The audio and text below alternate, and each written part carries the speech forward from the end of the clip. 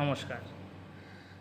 আমি কদিন ভাবছিলাম যে কী বলা উচিত, বাট আমরা সবাই ল কলেজের ব্যাপারটাকে নিয়ে একটুখানি বেশি দুঃখিত।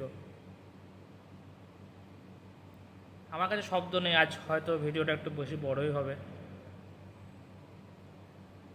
কিছু প্রশ্ন আমার কাছে এসেছে, সেটার জবাব হয়তো আপনাদেরও জানা দরকার।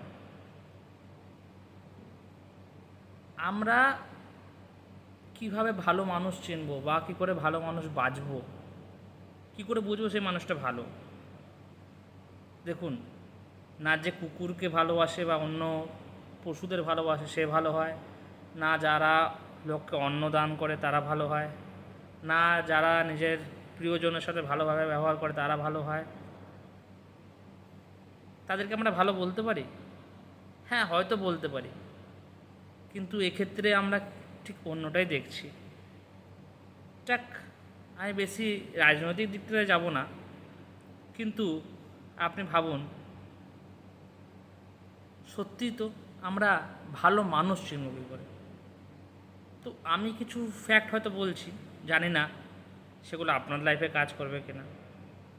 আমি একটা কলেজের অ্যাসিস্ট্যান্ট প্রফেসর, সেই হিসাবে বাচ্চারা যেরকম দেখছি এবং সমাজকে যেরকম দেখছি সেরকম হিসেবেই ব্যাপারটাকে বিবেচনা করে বলছি। আমার মনে হয় ভালো মানুষ চেনার প্রথম দিকটা হলো সে তার পরিবার এবং প্রতিবেশীকে নিয়ে কীরকম ভাবছে। আমার মনে হয় এটা, আমি জানি না আপনারা হয়তো একমত হতে পারে।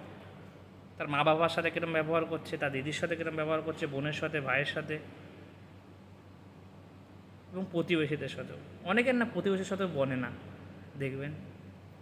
যাই হোক, এটা তো হলো আমার দিকটা। অন্য দিক কী হতে পারে? অন্য দিক হতে পারে যে সে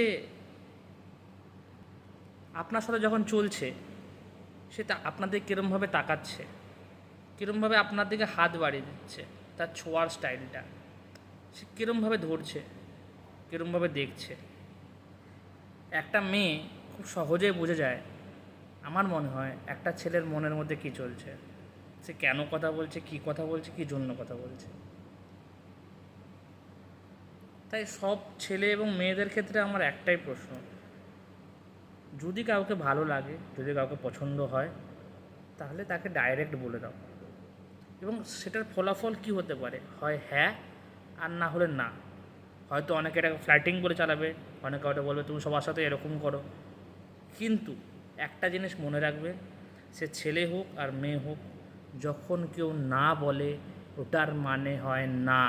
এটা আপনাকে বুঝতে হবে, এটা আপনাকে বুঝতে হবে। আর যার গায়ে এই জিনিসটা লাগছে, এটা তাদেরই জন্য।